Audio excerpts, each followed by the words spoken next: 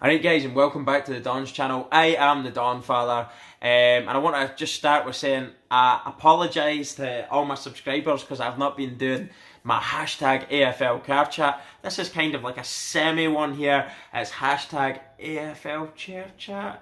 No, not good? Well, never mind. I will be commencing the AFL car chat, which is my hashtag AFL car chat. This week I've been very busy this week. I've had my daughter's birthday, we've had quite a few things going with work, and then sports days at school, so I've been quite busy outside of things. I will be doing a lot more AFL car chat, so don't worry, and if I don't get AFL car chat in my work, I'll certainly get AFL chair chat, which I may make a hashtag. I'm thinking about it. I think I might, but I don't know. Anyway, a little bit of breaking news. I'm not too sure how far back this story goes. I know it goes as far back as 2011, 2012. I know these two guys had respect for each other. One actually worked under the other one. He was kind of his mentor.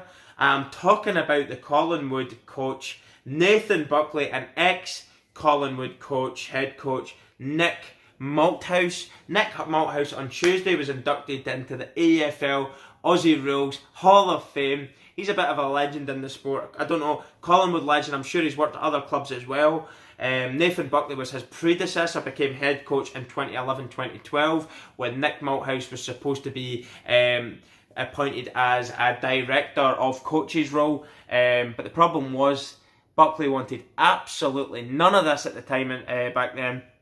He didn't want to liaise with him. He didn't want him being a director of him in any way, shape or form.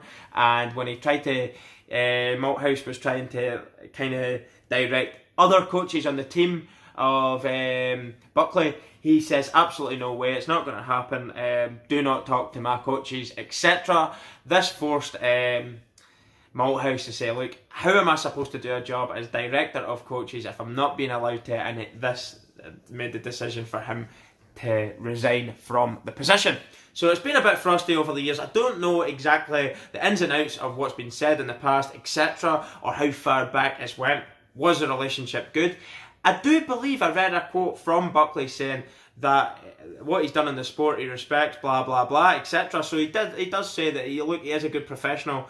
But I think it's the whole man-male ego things maybe came into play here. I'm the head coach now. You go away. This is my job. I don't need you overseeing things anymore. I'm now the head coach. I'm in charge of the coaches. This is my reign. Beat it. And that's kind of been the situation, and it's developed from there. But anyway, there was an image, and I'm not too sure if the media's tried to edit it this way, of Buckley sitting in the crowd, not looking too best pleased with Nick Malthouse getting his induction into the Hall of Fame award on stage. He's kind of been looking like this.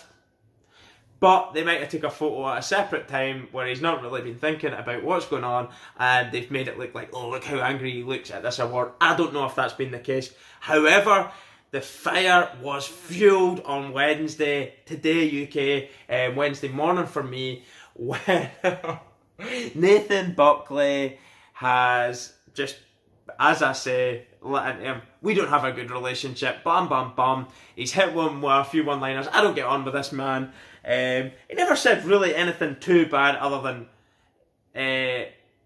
he kind of right now he would see me as an enemy. I don't know if he's referring to the time 2011, 2012. He's seen me as an enemy when I took the head coach role.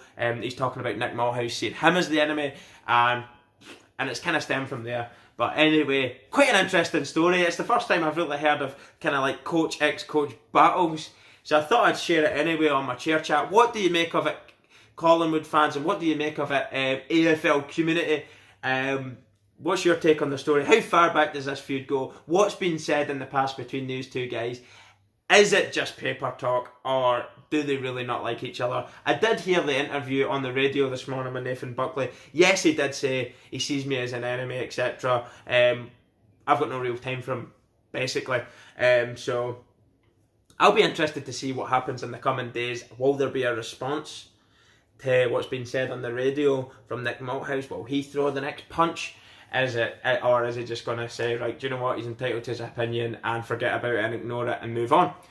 So, there was a question, well, not so much a question. I covered the Demolition Derby It was a video entitled Carlton Draft Derby between the two pair sides, Fremantle Dockers, or they're from Fremantle, Fremantle Dockers and the West Coast Eagles. I had made a little comment saying there's one that I've got a little bit of a soft spot for, and somebody's demanding that I tell them which club it was. I says, well, it's not really grounds to have a soft spot, but I have a Scottish friend that is a fellow Rangers supporter of mine that I've known for years, and he's living in Perth now, and he told me when he first come, a lot of West Coast Eagles fans that he had met were Celtic supporters, and he says, I couldn't possibly support them then.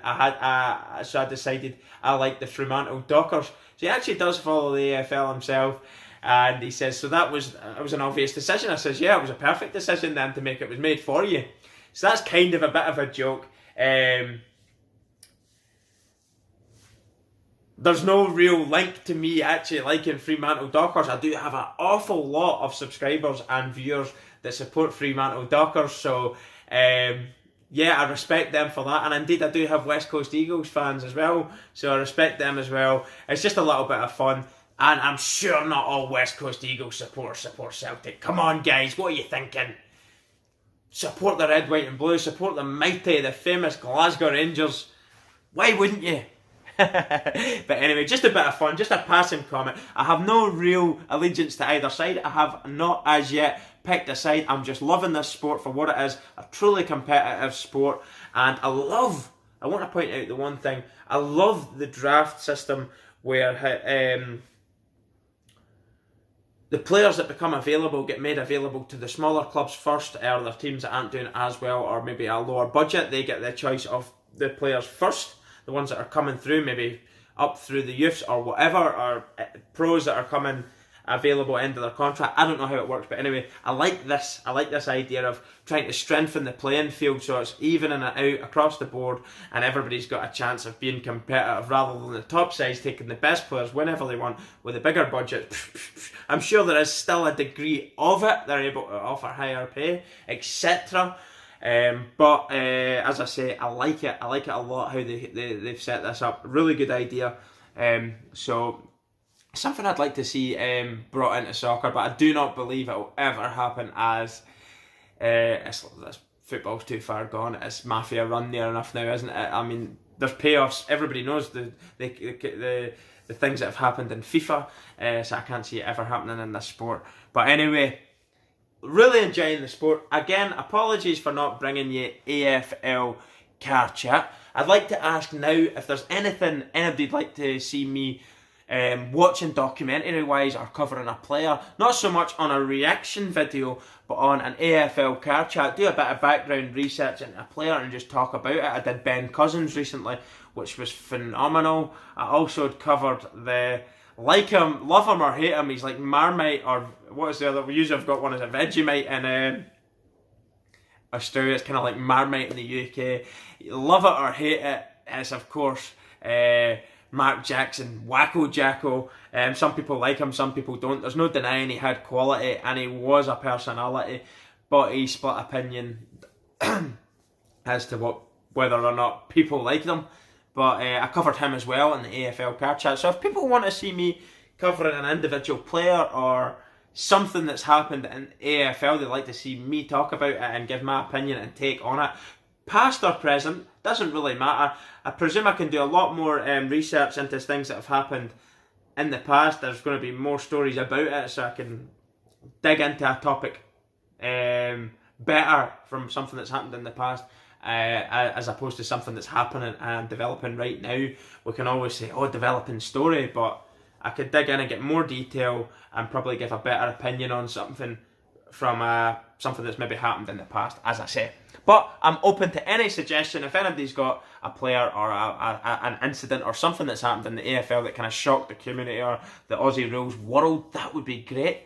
Or indeed, club records. Who do you think's the best club in the history of the AFL? Whether or not they're the most successful. Who are the most loved club? Things like that. There, I'll cover it and give it a go on my AFL car chat. And I'm kind of leaning towards AFL chair chat, because to keep the AFL car chat going, I have to go out to the car or I have to get out for my break. So this might be the more sensible option, running with the hashtag AFL Chair Chat. Let me know what you think about that, guys. Anyway, I've rabbited on a bit too much here. I'm sure you're getting bored by now. Shut up, you daft Scotsman. I'm not sitting here listening to this drivel any longer.